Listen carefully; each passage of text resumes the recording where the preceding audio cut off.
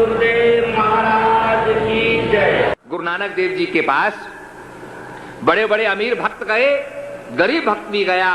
गरीब भक्त सुख चाह रहा था, उसके अंदर संकोच का भाव था कि मैं अपने गुरु महाराज को ये रोटी और नमक जो मेरे पास है, इसके ज्यादा तो मेरे पास कुछ भी नहीं है, और रोटी नमक मैं कैसे अपने गुरु महाराज को अर्पित करूं, जहां के बड़े बड़े शाही लोग, बड़े बड़े अमीर लोग नाना प्रकार के व्यंजन को लेकर के पहुंचे हुए हैं।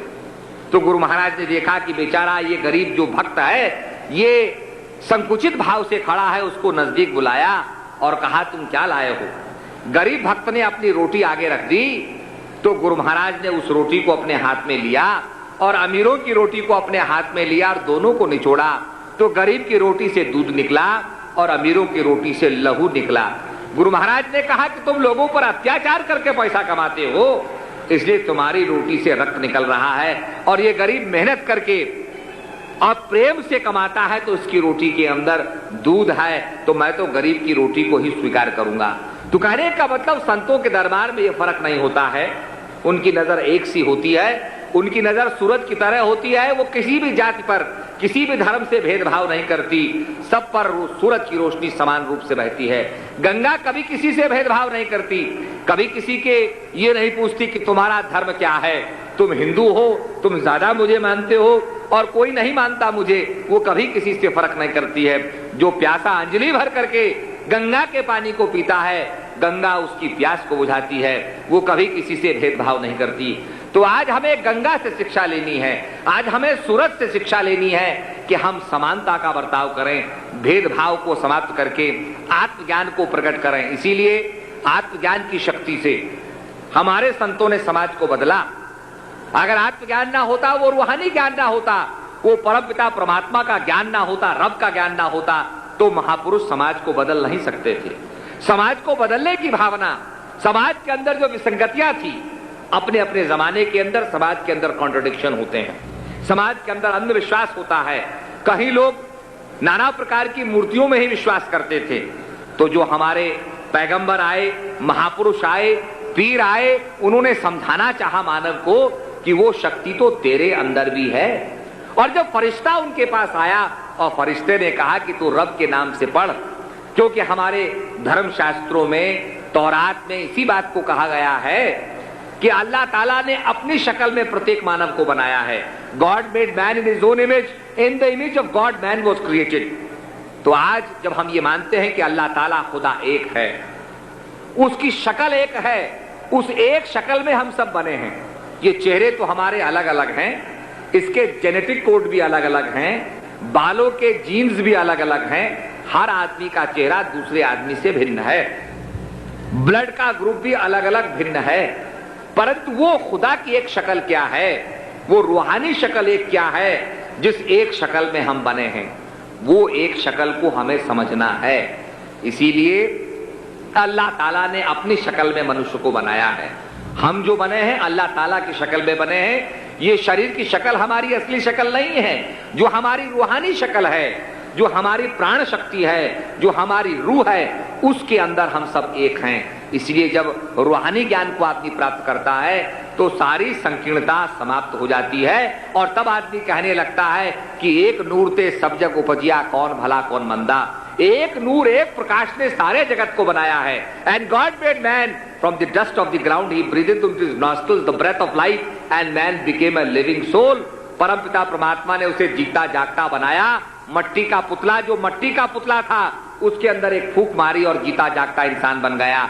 वो फूंक, वो प्राण शक्ति हमारे अंदर क्या है, जिसको हमारे संतों ने कहा कि श्वास श्वास सुमरो गोविंद, मन अंतर की उतरे चंद। हमारे संतों ने उसी निरंजन माला को कहा कि निरंजन माला घट में फिरे दिन रात। इसीलिए तो कहा गया कि अगर है शौक मिलने का तो हरदम लौ लगाता जा। वहां पर किसी नशे की दम लगाने की बात नहीं कही, बल्कि हमारे जो प्रत्येक श्वास हैं उनसे सुमरण करने के लिए कहा और निरंतर सुमरण करने के लिए कहा, क्योंकि इसमें अंतर नहीं पड़ता है। अभी बहुत सी बाइयां कीनिया और तंजानिया जा रही हैं। हम लोग भी पहले वहां सत्संग करने गए, बड़ा प्रचार हम लोगों ने किया, बड़े रात दिन सत्संग करते रहे। और देखिए, मेहनत से ही जो है हम अपने समाज को बदल सकते हैं। आज वास्तव में आदमी इतना संकीर्ण हो गया है, जातिवाद में इतना पड़ गया है, इतनी संकीर्णता में बंध गया है कि वह अपना भला तो करना नहीं चाहता, समाज का भला करना नहीं चाहता, समाज के अंदर द्वेष पैदा करना चाहता है। तो ज्ञान ही एक ऐसा मार्ग है, अध्यात्म का ही ऐसा मार्ग है जो सारे मानव समाज को उठाने की बात करता है। इसलिए आज हमें इस ज्ञान का प्रचार करना है, संत महात्माओं को बड़ा बड़ा सहयोग देना है, और बहुत सा हमारा जो लिटरेचर साहित्य छपा है उसको आप प्राप्त कर सकते हैं। हमारा ये प्रयास रहता है कि नई नई भाषाओं के अंदर अपने लिटरेचर को हम पब्लिश करें, नए नए अलग भाषाओं के अंदर और लिटरेचर पब्लिश हो। देखिए, अच्छी बात को बोलने से कभी किसी ने रोका नहीं है, इसलिए हमको जो मौका मिलता है उसमें हम सत्संग सुनाएं, महात्माओं को सहयोग दें और सेवा करें।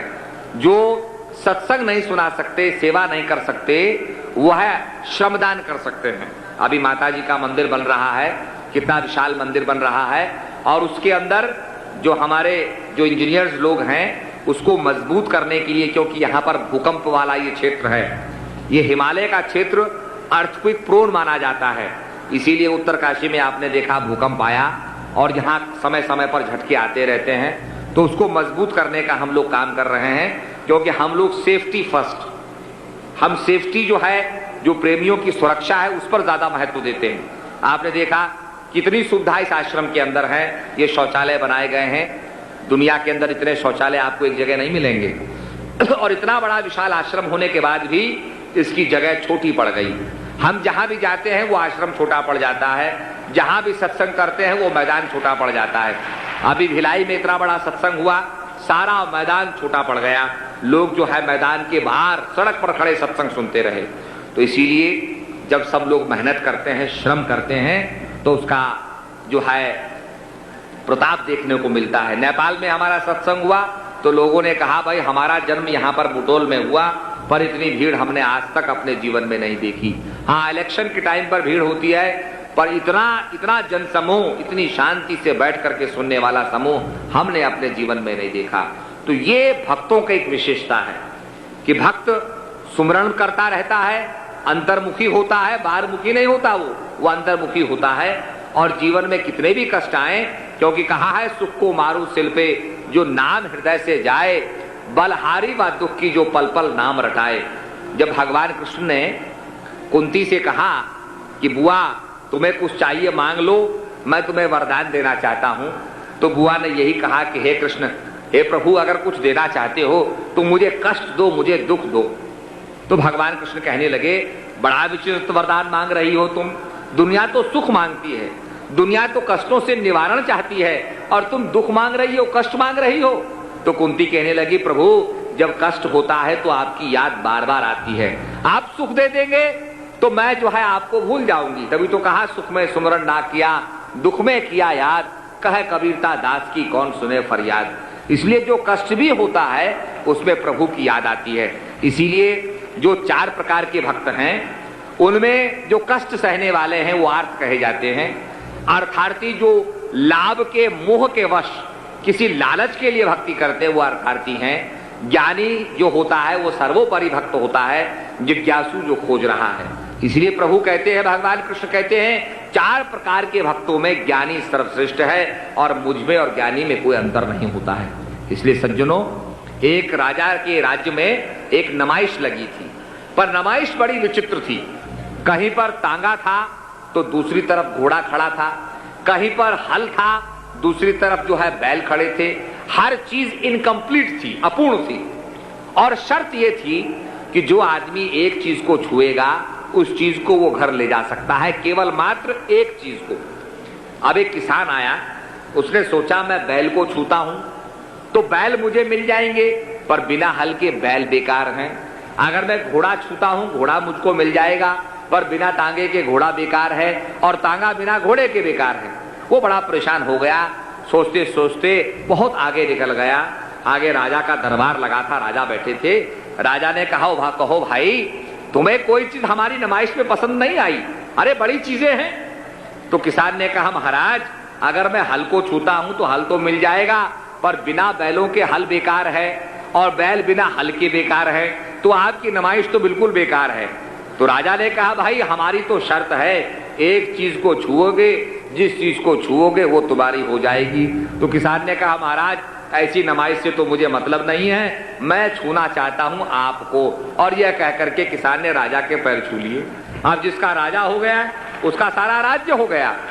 छोटी छोटी कितनी नुमाइशें उसकी हो गई, कितने उसकी बैलगाड़ियां हो गई, कितने हल हो गए। तो इसी प्रकार से जो जीवन में प्रभु रूपी राजा को छू लेते हैं, ये सब माया उनकी दासी बन जाती है। तो इसीलिए हम लोगों को अपने जीवन के अंदर प्रभु के नाम को, अब प्रभु के जो है साथ को नहीं छोड़ना है, उसको प्राप्त करना है, तभी अपने जीवन को हम धन्य बना सकते हैं। इसलिए जीवन के अंदर दुख है पर दुख का निवारण भी है, जीवन के अंदर मौत है पर जीवन के अंदर मौत को छोड़ करके जो अमृतत्व है, जो आत्मा कभी मरती नहीं है, उसका जो अमृतत्व है, उसका जो अमरता है, उसको हम प्राप्त कर ले तो हमारा जीवन अमर हो जाएगा। इन्हीं शब्दों के साथ सभी प्रेमियों को मेरा दुआ आशीर्वाद। बोलिए प्रेम से श्री सद्गुरुदेव महाराज की